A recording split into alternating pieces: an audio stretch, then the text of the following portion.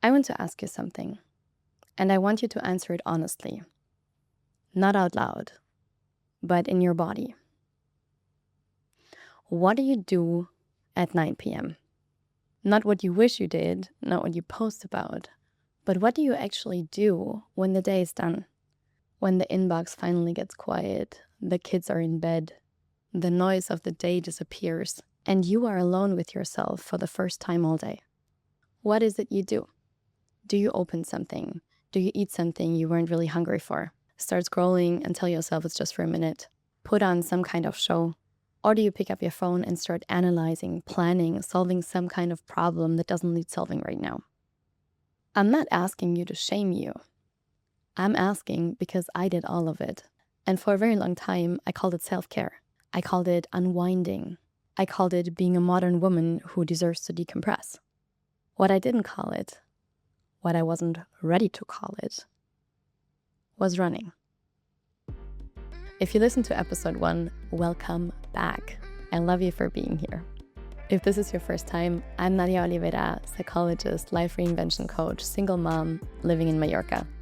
This podcast exists for one specific woman, for the woman who's smart, who's capable, who's done her inner work, and is still quietly but persistently not living a life that fully feels like hers. Today's episode is for the part of her story that she usually doesn't talk about publicly. The part that happens after the kids go to bed, after the day gets quiet. The part that lives in the gap between who she presents herself as and who she actually is at 9 p.m. on a Tuesday. We are talking about numbing. And I want to approach it differently than you probably heard before. Because this is not about addiction. This is not about rock bottom. This is not a cautionary tale. This is about something much more subtle and much more common than any of that. This is about the invisible escape hatch that so many high-functioning, high-achieving women have quietly installed in their lives. The one that lets them not feel what they're not yet ready to feel. And if you have one, this episode is going to name it. And once it's named, you can't unname it. And that's actually the whole point. As a psychologist and recovering addict of 14 years, here's what I know about numbing that most people don't say plainly enough. Numbing is not weakness. Numbing is intelligence. Your nervous system learned at some point in your life, maybe in childhood, maybe in a relationship, or maybe in a season of your life that was simply too much, that certain feelings were not safe to feel. Too big, too disruptive, too threatening to the life you were building or the person you needed to be. So it found a workaround, a release valve, something that could take the edge off just enough so that you could keep functioning. When you overeat, for example, your stomach being really, really full activates your parasympathetic nervous system. Fancy word for your whole body basically shifts into digestion mode, is so busy taking care of all that food, so the loud noise in your head finally stops, or at least gets quieter. Or when you drink, for example, alcohol slows down the firing rate of your nervous system. That's why it feels like relief, because chemically it is. Or when you scroll or obsessively overthink, your brain gets hijacked by that next dopamine hit that the feeling trying to come to the surface simply cannot make its way through. The form doesn't matter as much as the function. And the function is always the same. I'm not ready to feel this. Not yet. But here's what your nervous system doesn't tell you. The thing you're trying to numb is not going anywhere. It's waiting, patiently, at 9 p.m. every single day. I want to tell you about a moment that changed everything for me. 2 years ago, I was hosting this retreat in Portugal. Beautiful villa, 16 women, and we did this exercise called Most Ashamed. Maybe you've seen me talk about it on social media. It's an exercise where everyone gets to write down a list of things that they would not want anyone knowing about themselves, the things they're most ashamed to admit. And the exercise is so powerful because shame is the emotion that keeps us most stuck.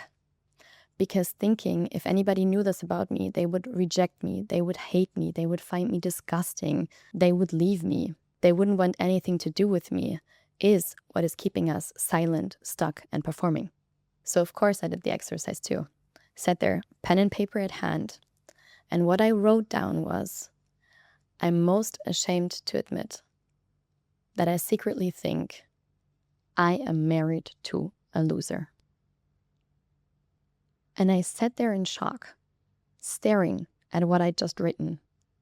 This man who was so kind, who was a good father, who I had learned safety with after the abusive relationship in my early 20s.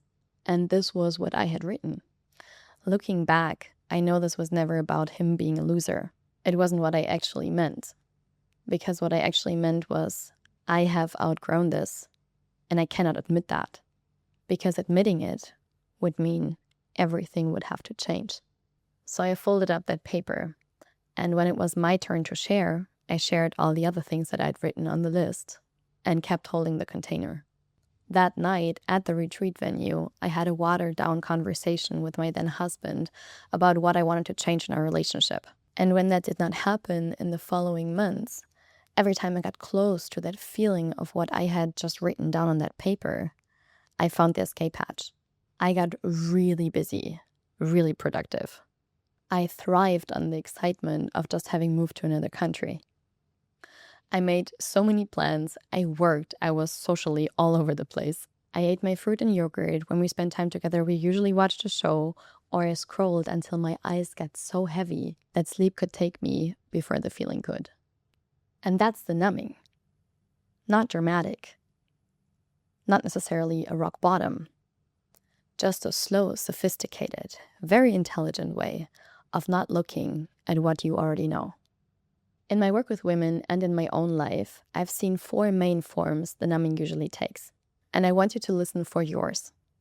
Not to judge, just to name it. So the first form is substance numbing. And it can be something like the wine o'clock that happens every single night when you stop working or on the weekends. It can be the bowl of yogurt with fruit at 9 p.m. every single night that you eat even though you're not hungry. It can be the third coffee. It can be the cigarette after the hard conversation. It can be the painkillers you take just because. For me, and for many of us, food was the first available numbing substance as a child. It was in the house, and when life or the feelings became too big, food was an easy, accessible friend. Eating was comfort. Eating made stress, sadness, fear, all of that I was feeling as a kid just go quieter. Then later came alcohol, weed, cigarettes, caffeine. And at 22, my eating disorder brought me to my knees. Thank God for that. Because bulimia opened the door for my inner work journey. And today I can say I'm incredibly grateful for bulimia because it saved my life. It showed me where I was using things to avoid my feelings. And of course, not everyone's story looks that dramatic. But even the much subtler versions are just as powerful. Basically, any substance you take from the outside and put into your body. And that takes us to the second form, and that's behavior numbing. And this one's the trickiest because it looks exactly like being a high-functioning, successful, achieving woman. You know, it's always doing something, always being busy, always building something, always on to the next thing. Like the minute you sit down on your couch, you need to paint the walls. You think of the next project you can work on. You get the computer, you start working.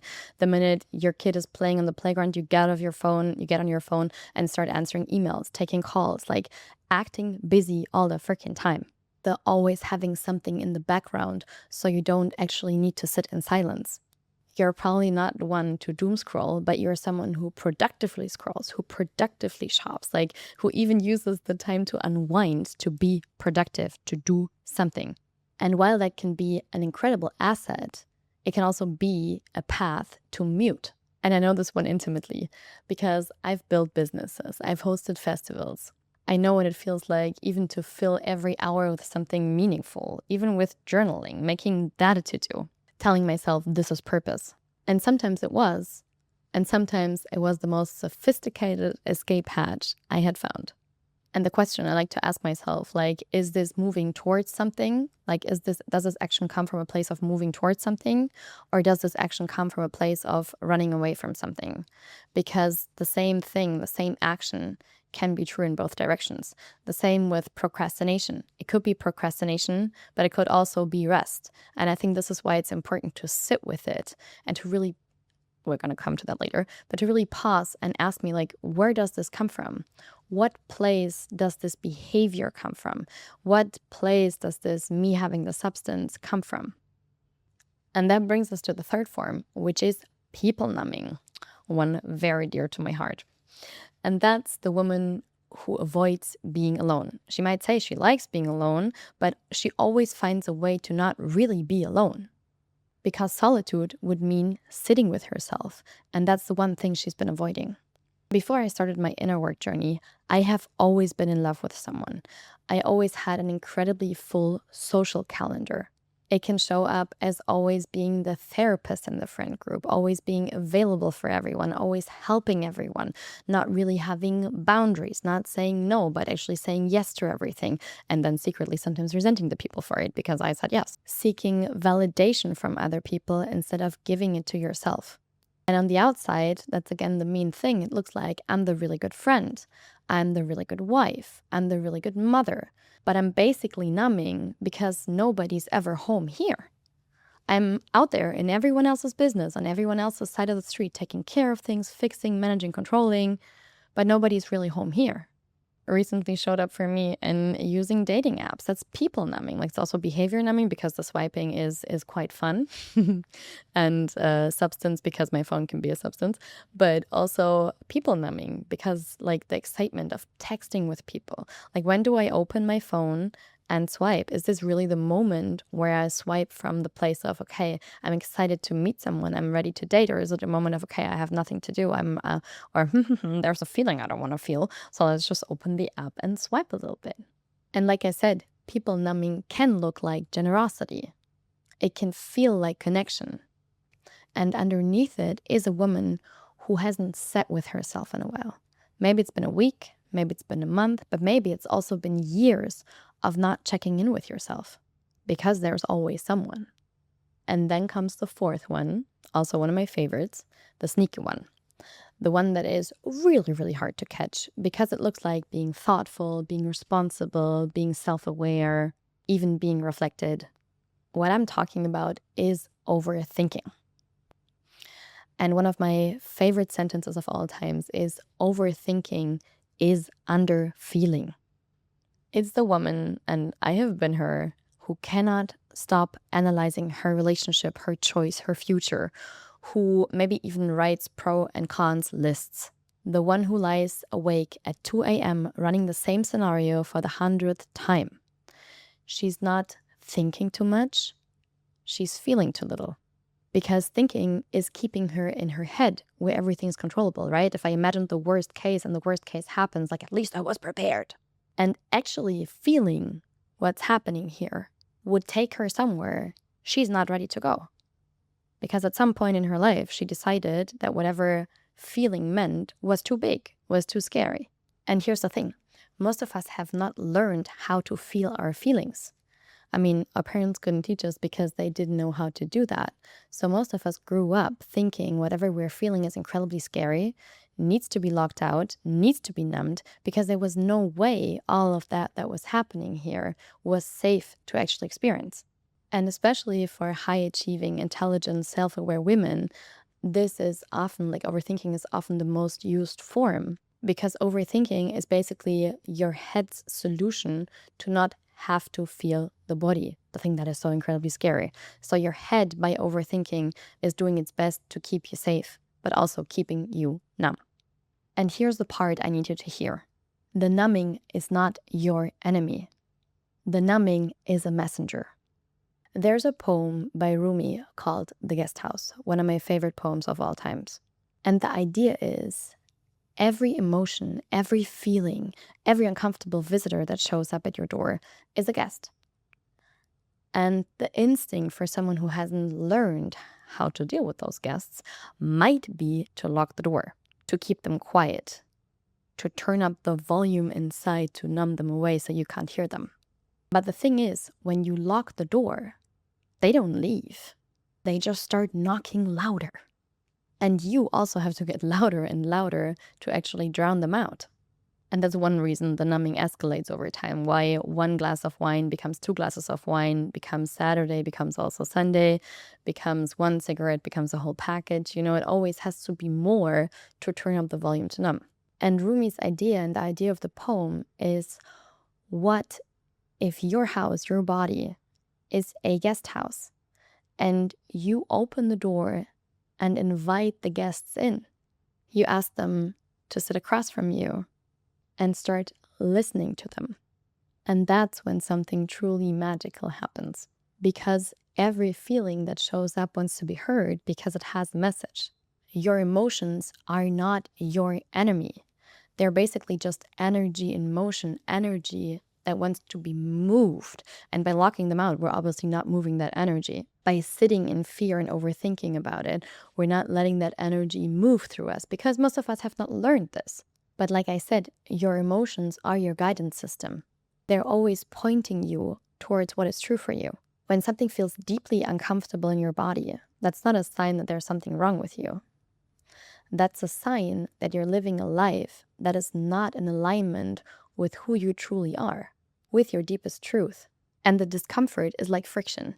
It's your soul saying, not quite this, cold, cold, cold. There is so much more for you. And here's the cost no one talks about. When you numb the uncomfortable feelings, you also numb the good ones. When you turn down the volume of fear, you also turn down the volume of joy, of desire, of aliveness. When you turn down the anger, you also turn down the creativity, the vitality, the life force within you. You don't just numb the pain. You numb the genius. You numb the whole thing. And that's why maybe your life looks good on paper, but feels empty inside. And like I said, the something, when you finally let yourself look at it, is almost always a desire. It's a want. It's a knowing. It's a version of your life you haven't allowed yourself to claim yet. The 9 p.m. scroll isn't about Instagram. The 9 p.m. wine is not about wine.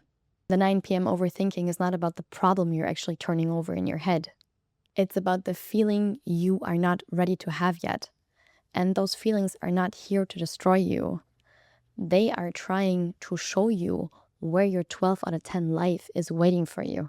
Because numbing is basically your built-in alarm system. It's always telling you the same thing. Something needs your attention. Some guest is knocking at the door. Something's calling you forward.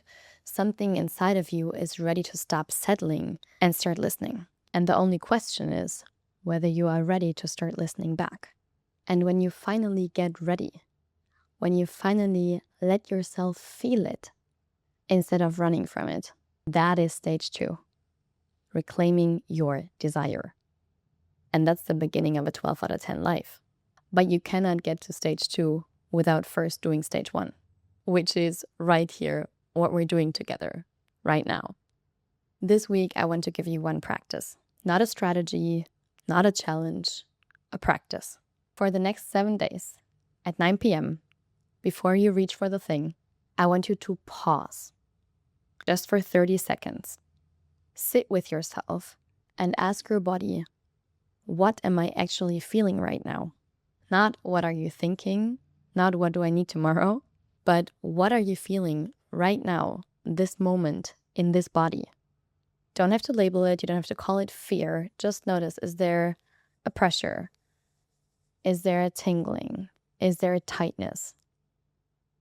Let your body show you. You don't have to fix it. You don't have to change it. You don't have to do anything with it. Just let yourself feel it. And if then, after the 30 seconds, you still want it, the wine, whatever it is you want to eat, whatever it is you want to put on, go ahead. But feel it first. 30 seconds. That is stage 1. That's the noticing. And that's where everything starts. Today's closing question, the one I want you to carry with you, is, what feeling am I most consistently running from? And what do I think would happen if I stopped running? Just sit with it. Don't answer it quickly. Just let it walk with you. And if what's coming up for you right now feels like something you need to look at more honestly, if there's a part of your life where you already know you're numbing something real, I made a tool that's exactly for this moment. It's called the 12 out of 10 Life Audit. It's free. It's an honest, eye-opening look at every single area of your life, where you're thriving, where you're settling, and where the numbing is loudest. DM me the word audit on Instagram at Nadia Loves Life. I'll put the link in the show notes and I'll send it to you directly. No opt-in fuzz, just a tool and a little note from me. I love you. I'll see you next Tuesday. Adios.